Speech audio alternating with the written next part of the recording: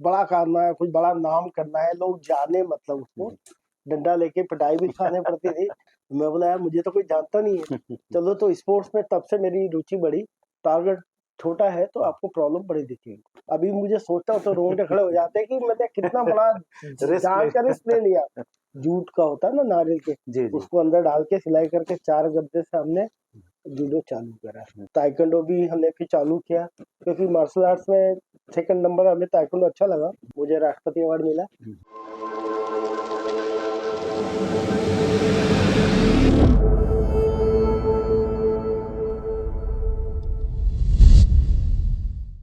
नमस्कार।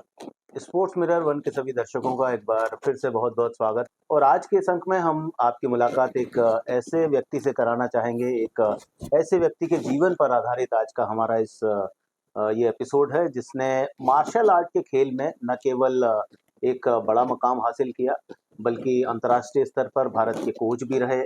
उसके साथ साथ 100 से ज़्यादा सैकड़ों उन्होंने नेशनल प्लेयर तैयार किए और कई इंटरनेशनल प्लेयर तैयार किए। और मध्य प्रदेश का जो सबसे बड़ा खेल सम्मान है जो खिलाड़ियों को दिया जाता है, विक्रम अवार्ड, लगभग 10 खिलाड़ी उनके ऐसे हैं जिन्हें विक्रम अवार्ड मिला है। कई खिलाड़ी ऐसे हैं जो अंडर 19 का जो अवार्ड है, एकलव्य अवार्ड, उससे सम्मानित किए गए हैं।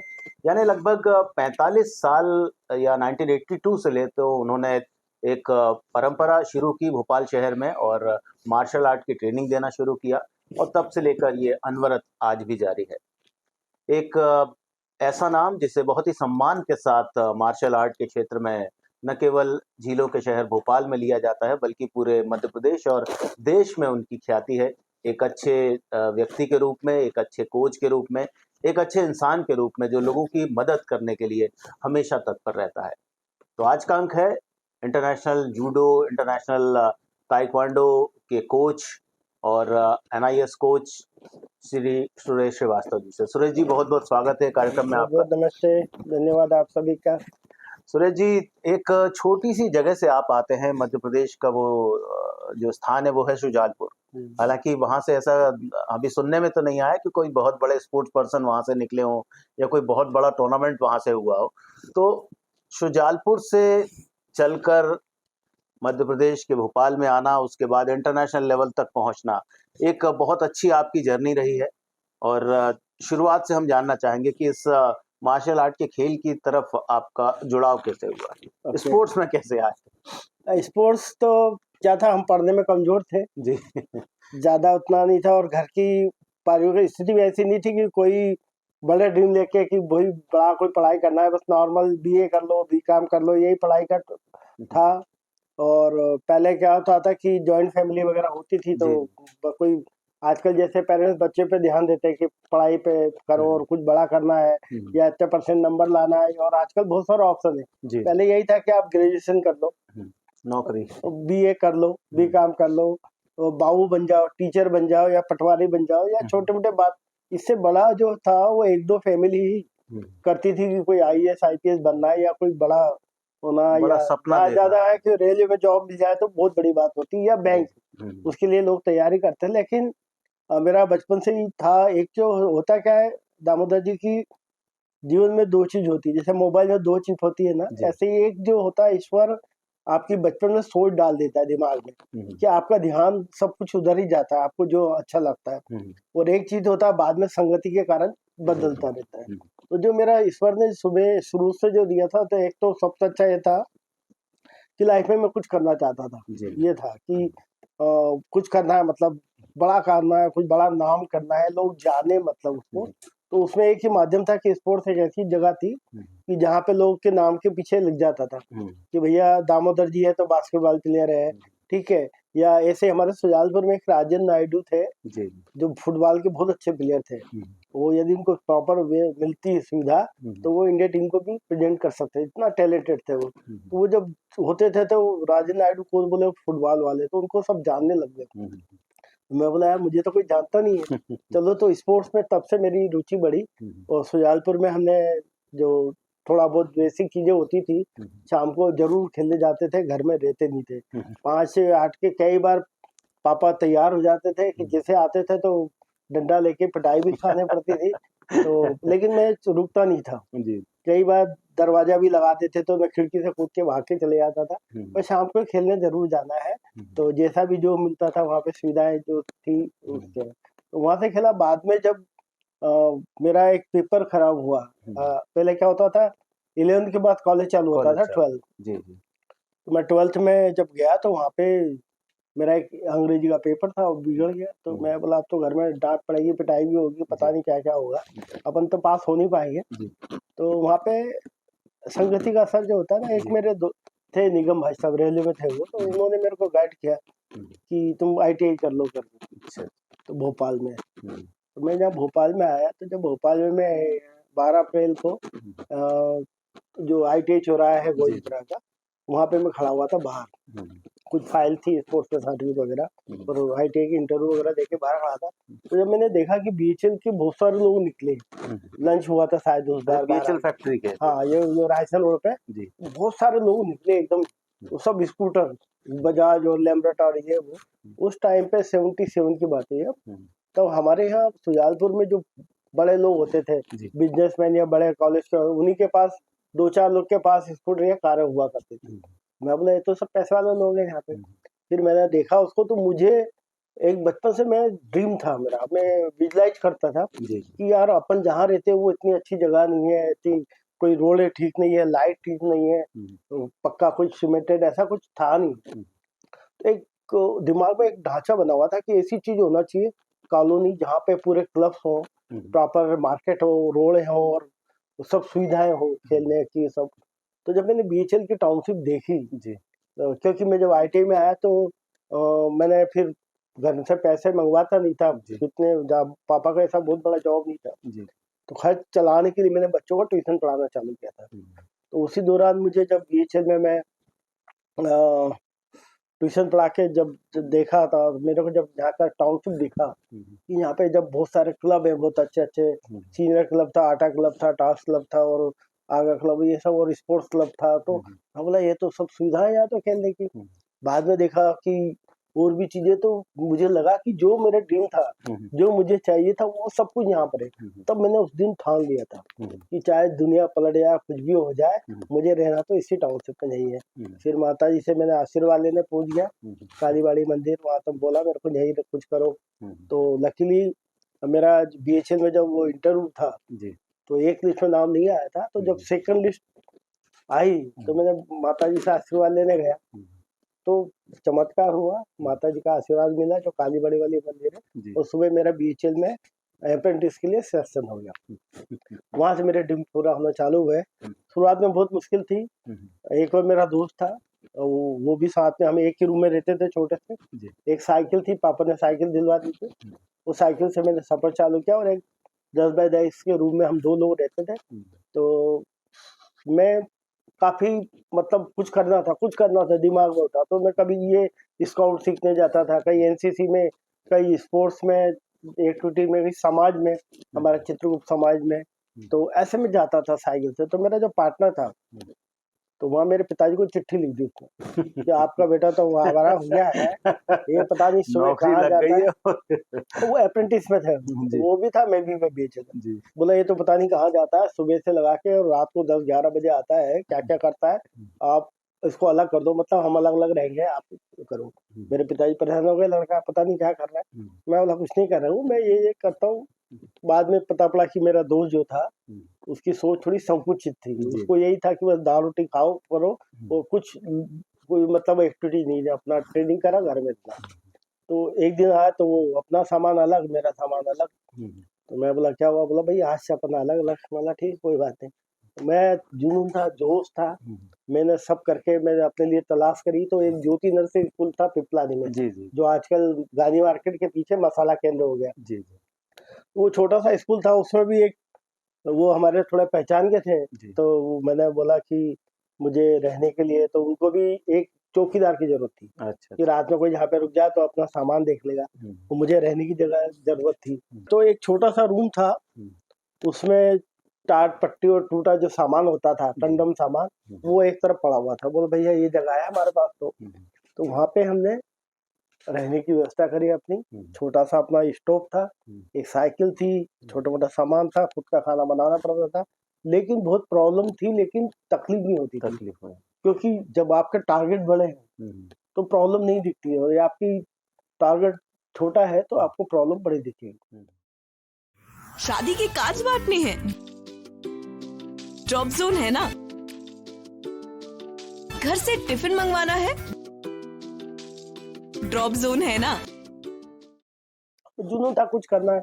पंचमढ़ी स्काउट गाइड पे एक कोच साहब आ गए हमारे, बंगाली कोच थे, BHL एम्प्लॉय, उन्होंने मेरे को स्काउट गाइड में लेके जाने लगे, तो रोवर्स में हमने चालू किया।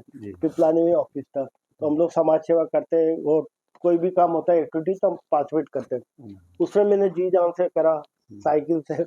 तो जम्बूरी हुआ करती थी बहुत बड़ी, वो हुआ था बुद्ध गया बिहार में, वहाँ पे हम गए। भोपाल में यहाँ पे हुई थी, उसमें पार्टिसिपेट किया। तो फिर उसमें एक था कि आप कुछ एक्टिविटीज करते हैं और कुछ कोर्सेज करते हैं तो आपको राष्ट्रपति अवार्ड भी मिल सकता है। तो मेरे को एक ड्रीम था, जब मैं वहां से आया तो मेरे ड्रीम बढ़ते गए। तो मैंने एक बार पेपर में आता है ना कि मैंने पढ़ा कि 26 जनवरी पे जो बच्चे होते हैं टैलेंटेड या कोई बहादुरी का काम करते हैं, उनको राष्ट्रपति अवार्ड मिलता है। तो मैं बोला यार अपन भी कुछ ऐसा चमत्कार कर दे, कोई है जो चोर वोर पकड़ ले, डकैत पकड़ ले, पार ले, या कोई कुछ ऐसा बहादुरी का काम हो जाए तो अपने को अवार्ड मिले। पर वो मुंगेरी लाल के सपने थे कि वो पॉसिबल नहीं था, पर था दिमाग में कि कुछ करना है यार। तो जब ईश्वर भी आपको मदद तभी करता है जब आप विजुअलाइज करते हैं, कुछ सोचते हैं। तो मुझे फिर ये मौका मिला कि उन्होंने बताया कोच साहब ने कि सरनेम कोच था उनका, तो बोले आप यार ऐसा ऐसा करेंगे तो आपको राष्ट्रपति अवार्ड मिल रहा है और आपको को तैयारी करना है। और चलो, बस मेरे तो दिमाग में वही था। फिर हम होशंगाबाद तक पैदल गए, समाज सेवा करी, फिर मोटरसाइकिल से पूरा ऑल ओवर इंडिया घूमे आए, गोवा वगैरह सब जगह गए। फिर एक नर्मदा में टूर किया हमने बोटिंग का। तो मेरी 22-23 साल की उम्र थी, तैरना आता नहीं था, और वहाँ पे वही जा सकता था जिसको स्विमिंग आती थी। फॉर्म फिलअप करवाया तो रोवर्स का था, तो मैंने भी लिख दिया भाई मुझे भी स्विमिंग आती है, और मैं भी चले गए। हमको माहेश्वर से लगा के खंबात की खाड़ी तक जाना था। चले तो गए, वहाँ पे लकड़ी की चप्पू की नाव थी। अब कुछ आइडिया नहीं था, मोबाइल नहीं था, कोई सिक्योरिटी नहीं थी, तो बस हम थोड़ी दूरी आगे गए नर्मदा नदी में, माहेश्वर से आगे। तो वहाँ पे वो जो मछली पकड़ने वाले थे उन्होंने रोका, बोले क्या, बोला कहाँ जा रहे हो भैया?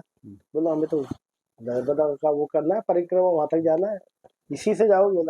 बोला बस इसके बाद नहीं जा पाऊंगा। क्यों? बोला आगे इतनी तेज बहाव है नर्मदा का कि आपकी नाव कंट्रोल से बाहर हो जाएगी। लकड़ी की नाव है तो ये तो पत्थरों से टकराएगी तो चकनाचूर हो जाएगी। अरे भैया क्या करा, हमने उठाया उसको, नाव को, फिर दूर ले आके, फिर ऐसी बहुत सारी प्रॉब्लम आई उस टाइम पे। अभी मुझे सोचता हूँ तो रोंगटे खड़े हो जाते हैं कि मैंने कितना बड़ा जान का रिस्क ले लिया। आगे गए तो आदिवासी लोग मिले जिन्होंने कभी कुछ देखा ही नहीं था। पहली बार हमने उनको चाय बना के पिलाई थी, और पहली बार उन्होंने रेडियो सुना था। ऐसे कई हादसे वहां से होते होते हम लोग पहुंचे, तो कुछ लोग छोड़ के भाग गए, कुछ ही लोग बचे हम लोग, जब तक हमने उसको पूरा करा वहाँ पे। उसके बाद फिर 1982 में मुझे राष्ट्रपति अवार्ड मिला, जबकि नीलम संजीव रेड्डी के द्वारा सर्टिफिकेट मेरे को प्रदान किया वहां से। तो मेरा एक ड्रीम वहां से पूरा चालू हो गया। हाँ, दूसरा फिर है जो एडवेंचर लाइफ बहुत करी, स्काउट गाइड के थ्रू, फिर है जो NCC वगैरह और इन सब में हमने पार्टिसिपेट किया, और पंचमढ़ी वगैरह जाते रहते थे। पर ये सब चलता रहा, फिर दिमाग में आया जूडो का, एडवेंचर से रिलेटेड था कि कुछ करना है, तो जूडो सीखना चालू किया बरखेड़ी में। नहीं, बरखेड़ा में एक सेंटर चालू हुआ था, सुखविंदर सिंह गिल सर थे हमारे कोच साहब, तब काफी लोग थे उसमें। वहां से मेरी संगत भी चेंज हुई, क्योंकि वहाँ जो बच्चे सीखने आते थे तो वो सब कोई GM का बच्चा, DGM के बच्चे, और उस टाइम के अच्छे अच्छे लोग थे, उनसे मेरी यारी दोस्ती हुई, और मैं उनके साथ है कि मेरे सपने और बड़े होने लगे। तो मैंने ट्रेनिंग के साथ साथ वो भी किया, समाज सेवा भी करता था, सब करके फिर ईश्वर की कृपा BHL में मेरा जॉब भी लग गया। तो तब क्या होता कि जब मैं अकेला था, डाइट की प्रॉब्लम थी, खुद ही खाना बनाना था, खाना वाना कुछ मिलता, कभी नहीं मिलता, कभी होटल में, कभी कहाँ, तो उतना अच्छे खिलाड़ी हम बन नहीं पाए। और पहले क्या होता था कि टूर्नामेंट भी कम होते थे, बहुत कम जूडो के, और एसोसिएशन के झगड़े टंटे चलते थे, तो कुछ मौका नहीं मिला। एक नेशनल ही खेल पाया जूडो में, दिल्ली में हुआ था, बाकी एक ऑल इंडिया वगैरह हुआ। तो मैं बोला चलो मैं कुछ नहीं बन पाया तो ठीक है, अब अपन आने वाले बच्चे, दूसरे बच्चे हैं जो उन लोग के लिए कुछ करते हैं। उसी टाइम पे लकीली क्या हुआ कि जो गिल साहब थे हमारे कोच, वो चले गए बॉम्बे, उनका जो जॉब लग गया था, अब कोई था नहीं कोच। तो फिर मैं बोला अपन ही चालू करें, तब फिर मैंने ज्योति यूनिवर्सिटी में चालू करा, ज्यादा कुछ आता नहीं था। फिर 82 में 1982 में जो इंडिया के टॉप कोच थे जूडो के, राजीव बस, जिन्होंने जूडो के ऊपर पहली बार बुक लिखी थी, उनसे मैंने फिर गर्मियों के टाइम पे वहाँ पे जाता, 2-3 महीने वहाँ रहा मैं, दिन में कहीं पे काम करता था और रात को सुबह शाम में जूडो सीखता था। और किसी के घर पे ऐसे ही सोने की जगह मिल गई बरामदे में, आर के पुरम पर। तो ऐसे वहाँ से मेरा चालू हुआ। आके फिर हम लोग कंट्रीज करते रहे और हमारी पहली बैच के जो बच्चे थे, जिसमें राजेश यादव, विक्रम वाड़ी, विक्रम बबीता वाणी, शौकत एसपी, अहमद अली, सब नेशनल लेवल के मेडलिस्ट बने। और तब हमारे पास शुरू में कोई सुविधा ही नहीं थी, लेकिन वहाँ से फिर ये हमला जूडो कन्वर्ट हुआ, जूडो चालू हुआ बात है। तो दर्शकों, एक छोटी सी जगह से निकलकर कैसे कोई व्यक्ति आगे निकल सकता है और सपने आपके कब पूरा होते हैं, ये सुरेश जी ने बताया कि जो उन्होंने सपना देखा था कि राष्ट्रपति जी के हाथों कोई अवार्ड लेना है, तो उसके लिए क्या काम करने पड़ते हैं। उन्हें बिल्कुल एक आइडिया नहीं था, बस एक लक्ष्य था कि राष्ट्रपति जी के पास पहुंचना है अवार्ड लेने के लिए। और उसके लिए उन्होंने क्या क्या काम किए, जैसा उन्होंने बताया कि बिल्कुल अपना जान का जो जोखिम था वो भी ले लिया था। क्योंकि जब आप यंग एज में होते हैं, जब आप एक ऐसी उम्र में होते हैं जहाँ केवल आपको गाइड करने वाला कोई नहीं होता, आप खुद ब खुद आगे रास्ता बनाते हैं, तो बहुत जोश आपके अंदर रहता है। और होश आता है तब आपको, जब एक उम्र में पहुंच जाते हैं, आप समझने लगते हैं कि कहाँ पर जोखिम है, कहाँ पर नहीं है। तो एक कहानी है सुरेश श्रीवास्तव जी की, जो और आगे बढ़ेगी तो और भी दिलचस्प बातें सामने आएगी। सुरेश जी, ये तो बात हुई आप निकल कर आए और चालू किया है जूडो। निगम जी ने आपसे कहा कि आप भोपाल जाइए, तो वो जो समय था, आपके जो परिवार में जो लोग थे, पेरेंट्स थे, मदर फादर थे, भाई बहन थे, उन्होंने क्या कहा कि एक पेपर बिगड़ गया तो इतना बड़ा ये क्या नहीं, काम करने वाले हो, तो यहाँ भोपाल वो आना। बाद में फिर जब मैं भोपाल आ गया जी, तो उस टाइम उनसे पूछ लकीली कर आए थे कि वैसे ही मैं आ उस बार पास भी हो गया था। जी, जी। मैं सोचा पास नहीं होगा, लेकिन मैं 12 पास भी हो गया था। फिर बाद में आके मैंने कंटिन्यूस पढ़ाई करी और प्राइवेट किया मैंने हमीदिया कॉलेज में, जिसमें हमारे जो सांसद थे आलोक संजय जी, दीपक जोशी जी, इनके साथ में हमने हमीदिया कॉलेज से मतलब पढ़ाई करी और फिर उन लोग के साथ में मेरी इन्वॉल्वमेंट हुआ। और लकीली फिर मैं जो हमारे जो समाज के होता दायरा, उसमें मैंने सामाजिक काम भी चालू किया, तो वहाँ से मेरी जान पहचान और बनने लगी।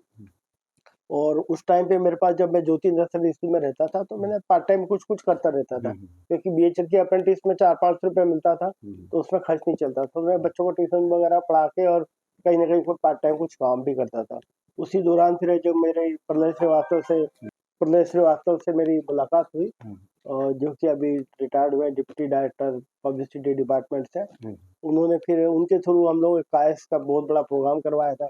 फिर वहीं से मेरी सब सुभाष सक्सेना जी, जो बहुत अच्छे रेडियो पे वो आते थे, उनका नाम था, प्रोग्राम आता था हरियाली और खुशहाली। तो जब मैं कुछ जूडो वूडो करने लगा, थोड़ा लाभ लोग जानने लगे, तो उन्होंने मेरा पहला इंटरव्यू लिया था रेडियो पे। और वहाँ पे वो अपनी पसंद का एक गाना भी था, तो मेरा एक पसंद का गाना था, तो मेरे से पूछा तो मैंने एक ही गाना गाया था जो मैं बार बार सुनता था, कि रुक जाना नहीं कहीं तू हार के। रात को 9 बजे आता था प्रोग्राम हरियाणा।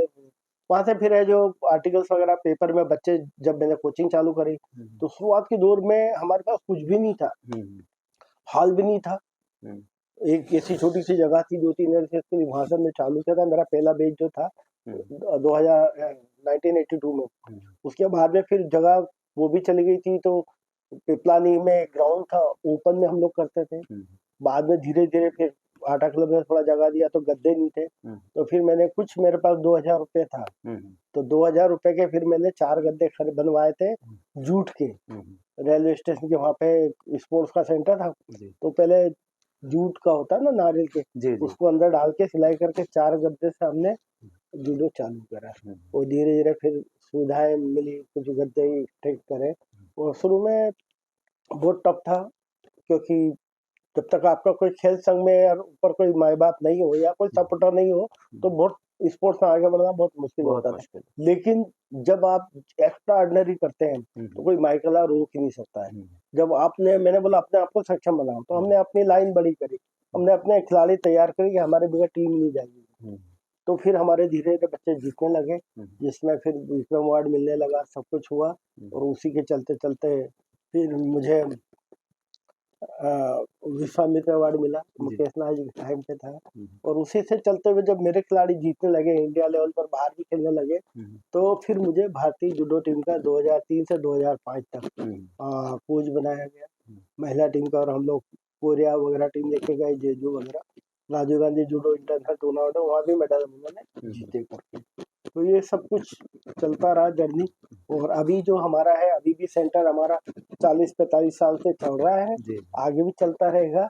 और अभी जो वहाँ पे हम लोग कोचिंग कर रहे हैं, तो मैं उतना समय तो नहीं दे पाता, ड्यू टू एज फैक्टर भी है और मेरे और भी चीज़ें हैं। पर हमारी जो generation to generation, third generation अभी हमारा कोचिंग का दायित्व रहती है, कंट्रोल हमारा रहता है, मेन कोच हम ही रहते हैं, पर वो लोग अब संभाल रहे। तो हम चाह रहे हैं इसको निरंतर चलते ही रहेगा ये। और हजारों, मतलब पता नहीं मुझे कितने बच्चे ऐसे हैं जो मेरे को मिलते हैं तो मैं नहीं पहचानता, वो मुझे पहचान लेते हैं। तो बोलते सर मैं तब आया था, और बड़ी बड़ी पोस्टर पे है, यहाँ तक कि कोई यूएसए में है, कोई कहाँ है, तो फेसबुक का आजकल माध्यम से मिल जाते हैं, या सोशल मीडिया के माध्यम से वो ढूंढ लेते हैं करके, तो या शादी का कार्ड देने आते हैं, तब पता पड़ता है कि भैया इसकी तो बड़ा हो गया, छोटा था। तो जो पहले वाला बैच था हमारे, जो 12 साल 13 साल के बच्चे थे, आज वो उनके बच्चे 25 साल के हो गए। मतलब हमारे, और पूरा हमारा जो, मैंने खाली जूडो नहीं सिखाया, हमारे हमने एक तो उनको ऐसा कल्चर दिया कि जो भी जहाँ पे जिस डिपार्टमेंट में भी काम कर रहे हैं आज, पूरा ईमानदारी के साथ कर रहे हैं, और स्पोर्ट्स में स्पिरिट के साथ कर रहे हैं, खेल संघ भी चला रहे हैं, तो वो भी स्पोर्ट्स पर मतलब वो कर रहे हैं। उनको पता है कि हम लोग शिक्षा, हमने कभी उनको गलत काम बताया ही नहीं करना है, ये है। तो उसके करते बड़ा सुकून मिलता है कि जब मैं देखता हूँ, और वो लोग भी मुझे उतना ही चाहते हैं। आज हमारा एक बहुत बड़ा परिवार है कि रात को 2 बजे भी कोई मुसीबत आती है तो हम एक दूसरे को सपोर्ट करने चले जाते हैं। कोई भी त्यौहार होता है, चाहे हिंदू का त्यौहार है, चाहे मुस्लिम का त्यौहार है, हिंदू मुस्लिम सब लोग, हम लोग सभी जाति धर्म का, कभी दिमाग में किसी को ऐसे बात नहीं आने दी, तो सभी अभी भी मिलके चलाते हैं, और सब मिलके त्यौहार भी मनाते हैं। पहले अलग होता था, पहले जब होली का टाइम आता था तो साइकिल से पूरे बच्चे हम 30-40 सबके घर घर जाते थे। अभी समय थोड़ा सा चेंज हो गया है, आजकल वो दिया। तो ये सब जर्नी है जूडो की। और ताइक्वांडो भी हमने फिर चालू किया, क्योंकि मार्शल आर्ट्स में सेकंड नंबर हमें ताइक्वांडो अच्छा लगा। तो पहले ताइक्वांडो का खेल संघ खंडवा में था, तो वहाँ पे कोई उतना उनको सपोर्ट नहीं था, तो उनको मैं भोपाल लेके आया, और यहाँ पे हमने फिर पहला स्टेट ताइक्वांडो चैंपियनशिप अपना टीटी, अपने बीएचएल का जो बास्केटबॉल है वहाँ पे करा, फिर वहाँ पे नेशनल करवाए, 4-5 टूर्नामेंट हम वहाँ पे करवाए।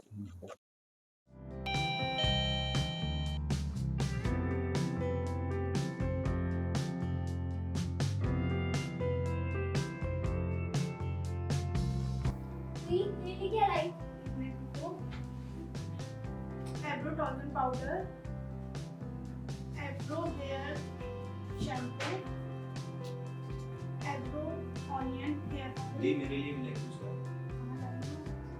eyebrow charcoal face wash, eyebrow the word of Aldi Cosmetics.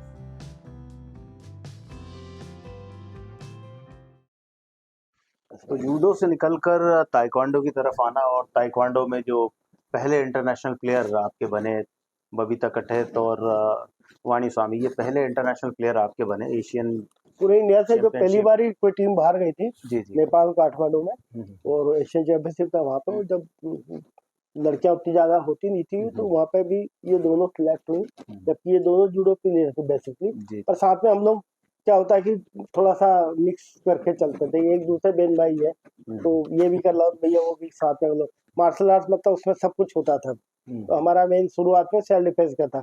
हमने कभी सोचा नहीं था कि हमारे खिलाड़ी बड़े बड़े चैंपियन बनेंगे या कुछ होगा, तो आपने खुद की सुरक्षा कर ले, तो उसके हिसाब से हमने चालू किया था। तो लकीली अच्छा परफॉर्मेंस दिया हम लोगों ने, और बाद में बबीता ने तो फिर कई मेडल भी जीते, वाणी और इन लोगों ने नेशनल लेवल पे। फिर संदीप वगैरह है, अनिल सिंगेवाड़ा, इन लोगों ने नेशनल में मेडल जीते। और अनिल ने तो कई ऐसे खिलाड़ी थे नेपाल के अंदर जो कोरिया से ट्रेनिंग होके आए थे, उनको भी इन्होंने मतलब हराया। उस टाइम पे यदि हमें अच्छी सुविधाएं मिल जाती जो आज मिल रही तो बहुत आगे जाते थे। अभी तो तुलना करते हैं, अच्छी बात है, गवर्नमेंट सब कुछ कर रही है, लेकिन मेरा ये मानना है कि पहले क्या था कि हर मोहल्ले में छोटे-छोटे क्लब हुआ करते थे। हर शहर में छोटे-छोटे क्लब होते थे, तो वहाँ से बच्चे ज़्यादा पार्टिसिपेट करते थे और उनमें से निकल के आते थे। तो जो संख्या है पॉपुलेशन खेलने वाले बच्चे, वो पहले ज़्यादा थी और अभी कम हो गए।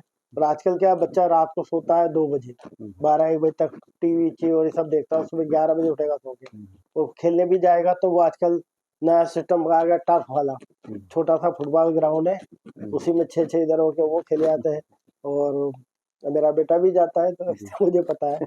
तो ये सब चीज़ें चेंज होती जा रही है और सुविधाएँ तो गवर्नमेंट ने जैसे अपने मध्य प्रदेश गवर्नमेंट है, इंडिया गवर्नमेंट है, साई का है, बहुत सारी चीज़ें आ गई, नई टेक्नोलॉजी भी आ गई और मेडल भी पहले से भी ओलंपिक में भी बढ़ गए हमारे, सब जगह आने लगे। और क्या होता है यदि कोई एक गेम में कोई एक आध बच्चा इंटरनेशनल लेवल पे मेडल जीत जाता है तो वो फिर वो गेम पूरे इंडिया में डेवलप पॉपुलर हो जाता है।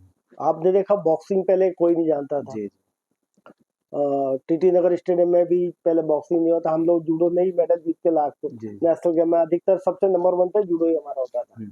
बाद में क्या हुआ जब मैरी कॉम ने मेडल जीतना चालू किया इंटरनेशनल लेवल पे, उसके बाद एकदम पूरे इंडिया में महिलाओं भी पार्टिसिपेट करने लग गई और ज्यादा हुआ। शूटिंग में भी वही हुआ, आपका जो भी गेम डेवलप हुआ वो ये कि पहले एक दो खिलाड़ी ने मेडल जीत दिया तो उसके बाद लोगों को कॉन्फिडेंस बढ़ता है कि जब वो कर सकता था मैं भी कर सकता हूँ। तो उसके बाद में रेसलिंग में भी ऐसे ही हुआ कि पहले इंटरनेशनल में बहुत कम एकाध कोई ब्रॉन्ज मेडल आ गया था बहुत साल पहले, लेकिन बाद में जब अपने खिलाड़ी सुशील और इन लोगों ने जीतना चालू किया तो अभी हर जगह जीत रहे हैं हम लोग करके। तो ये है कि आपको यदि कोई गेम को डेवलप करना है तो उसमें है जो जो लोग एक्चुअल में है उनके साथ मीटिंग करके गवर्नमेंट हो चाहे सब हो बैठ के प्लान करना चाहिए कि उनको भी नहीं पता है कि क्या होता है नीचे लेवल पे क्या होता है। तो मेरा तो यही मानना है कि जब मैं बीएचएल में था तो हर मोहल्ले में शाम को एक एक क्लब होता था। पिपलानी का क्लब था, रामलीला मैदान के वहाँ पे बास्केटबॉल का क्लब था, बास्केटबॉल होता था। और खास तौर पे जो योगदान मध्य प्रदेश का हुआ उसमें बीएचएल स्पोर्ट्स क्लब का सबसे बड़ा योगदान है। जब भी टीम जाती जहाँ की 80% बच्चे बीएचएल स्पोर्ट्स क्लब के थे, जिसमें मैं पुरी साहब का नाम लेना जरूर चाहूंगा, भारद्वाज साहब है, पुरी साहब है। इन लोग के अथक प्रयास और मेहनत से और भी जो लोग थे साथ में तो काफी उन्होंने डेवलप किया था। और एक समय तो ऐसा आ गया था कि इंडिया का टॉप सेंटर में से बीएचएल का नाम होने लगा था। साई के कोचेस आ गए थे सब वहाँ पे और साई सेंटर बन गया था और आगे और भी प्लानिंग हो रही थी, हॉस्टल खोलने तक का था यहाँ पे। लेकिन बीएचएल में है थोड़ा सा चेंजेस होते रहते हैं। तो भारद्वाज साहब के बाद जैसे थोड़ा सा चेंजेस हुआ, फिर जो बीएचएल का क्लब था वो भी आर्थिक स्थिति ठीक नहीं रही या मैनेजमेंट ने थोड़ा सपोर्ट करना बंद किया, तो धीरे धीरे इतनी अच्छी सुंदर जगह है, सब कुछ है, उसको वापस डेवलप करने की अब जरूरत है। तो सूरज जी, शुजालपुर से निकलकर आना, फिर आईटीआई करना, संघर्ष के दिनों को जीना और उसके बाद बीएचएल भोपाल में जॉब लगना, तो आपके जीवन पर बीएचएल भोपाल का एक बहुत बड़ा रोल है, क्योंकि यहाँ पर जब आप आए तो आपने जूडो तब खेलना शुरू किया कि चलो मार्शल आर्ट से रिलेटेड गेम है, सेल्फ डिफेंस का गेम है, वो खेला। फिर और आपने लोगों से ट्रेनिंग ली, मतलब ऐसे प्रॉपर कोई कोच आपका नहीं रहा है? ऐसा था कि जब मैंने कोचिंग चालू किया तो मुझे इतना ज्यादा नॉलेज नहीं था, तो मैंने सोचा कि मुझे कुछ करना पड़ेगा, पहले मैं जब सीख पाऊंगा तभी मैं बच्चों को सिखा पाऊंगा। जी जी। तो जो भी कोई बाहर कैंप होते हैं, सॉलिड कैंप होते थे, ओलंपिक एक्शन करती थी और जूडो फेडरेशन ऑफ इंडिया कोई भी प्रोग्राम अरेंज करती थी तो मैं उसको मिस नहीं करता था। मैं बेंगलोर गया, पटियाला गया, आपका चेन्नई गया, और जो जैपनीज कोचेस थे वो लोग भी आते थे, रशियन कोच आते थे, उन लोग से ट्रेन करके सीख के आता था, या जहाँ से भी मुझे सीखने को मिलता या कोई बुक मिलती थी तो मैं कुछ मिस नहीं करता। जहाँ भी स्पोर्ट्स से रिलेटेड होता था, चाहे डाइट से रिलेटेड होता था, वो अपना नॉलेज बढ़ाने के लिए मैं प्रयासरत रहा, उसी के कारण फिर हमारा रिजल्ट आया। दूसरा ये था कि अपना खुद का भी सोच लगाते कि जरूरी नहीं है जिसने भी कोई टेक्निक नहीं बनाई है या जिसने भी कोई चीजें बनाई है उसने सोचा होगा तभी वो बनी होगी, या उसको बार बार रिपीट किया होगा तो उसने मास्टरी हासिल करी होगी। तो ये मेरा ये मानना है कि प्रैक्टिस मेन है। और कभी कभी मैं अपने नए बच्चे से भी सीखता था, और कई बार है जो ऐसी चीजें होती थी स्पोर्ट्स में तो सब अंदर डालता था, ऑब्जर्व करता था, फिर उसके हिसाब से अपने बच्चे को बताता, और फिर सिचुएशन देखना पड़ती है। ऐसा नहीं कि इंडिया के बाहर जो ट्रेनिंग हो रही है कोच हो रहा है वहाँ का वातावरण अलग है, वहाँ हम हिंदुस्तान में और हमारे बच्चों में वो चीजें अलग होती है। जैसे जो आपके जो एरिया वाइज भी फर्क पड़ जाता है, जैसे आपका पहाड़ी इलाका है, वहाँ के बच्चों की मसल्स मजबूत होती है, उनकी कॉफ मसल और लोअर बॉडी बहुत मजबूत होती है, उनकी फिजिकल फिटनेस अच्छी होती है, फ्लेक्सिबिलिटी बॉडी होती है, स्ट्रेचिंग वगैरह अच्छी होती है, तो उनके हिसाब से गेम चॉइस करते हैं। हमारे मध्य प्रदेश के जो बच्चे थे हमारे साथ जो थे, उनके बारे में मुझे सब चीज़ पता होती, घर से लगा के सब कुछ, कि कैसा नेचर है, इसकी कमियाँ क्या है, अच्छाई क्या है, उनके घर से मैं कनेक्ट रहता था, तो हर चीज़ पता करके फिर उसमें जो चीज़ें अच्छी होती थी उसको हम डेवलप करके और फिर हम लोग ने मेडल जीते। तो कई बार ऐसे लोग को हराया बच्चों ने, हमारे खिलाड़ियों ने, कि जो जापान से कोरिया से जीत के आते, ट्रेनिंग करके आते थे, वो बड़ा नाम जाम होता था, लेकिन इन लोगों ने उनको जीतते थे। और एक वक्त तो ऐसा आ गया था कि हमारे खिलाड़ी जिस वजन में जाते थे, लोग वो वजन छोड़ के दूसरे वेट में शिफ्ट हो जाते। तो ये एक कोच की मेहनत है, वो किस तरह से अपने प्लेयर्स को ट्रेन करता है। और सुरेश जी ने जो बेसिक ट्रेनिंग, जैसा उन्होंने बताया कि उतने अच्छे जो कोचेस थे, या उनका काफ़ी टाइम के बाद उन्होंने स्पोर्ट्स के साथ अपना जुड़ाव रखा, जूडो खेलना शुरू किया। लेकिन 91-92 का समय आया, जब उसके पहले वे जॉब में आ गए थे BHL में, तब उन्होंने NIS किया, नेशनल इंस्टीट्यूट ऑफ स्पोर्ट्स का जो डिप्लोमा है, जो हर खिलाड़ी चाहता है जब वो एक और नेक्स्ट लेवल पर जाना चाहता है कि खेल के बाद क्या, तो कोचिंग सबसे ज़्यादा अपनाया जाने वाला वो जॉब रहता है जो सब लोग करते हैं। सुरेश जी, BHL में आने के बाद NIS कोच करने का हाँ। कैसे आपके मन में आया, क्योंकि आप इतने क्योंकि ज़्यादा जब ट्रेनिंग ले मैं चुके थे? BHL में जॉब भी मेरा हो गया था, जी। तो लकीली मेरे को जो मेरा डिपार्टमेंट था, फाउंड्री डिपार्टमेंट मेरा BHL में, उन लोगों ने मुझे सपोर्ट किया। वो मुझे कभी कुछ बताते नहीं थे कि आपको ये मशीन पे काम करना है, ये करना है। उनको पता था जूडो इसके दिमाग में 24 घंटे सुबह से लगा के रात तक वही चलता था, उस टाइम पे बहुत सवार था। हाँ, हाँ। तो उसी चलते हम लोग जब बच्चे जीतने लगे थे, फिर BHL स्पोर्ट्स क्लब में भी कोचिंग चालू करी, फिर प्लानी में टास्क क्लब में भी कोचिंग चालू करी।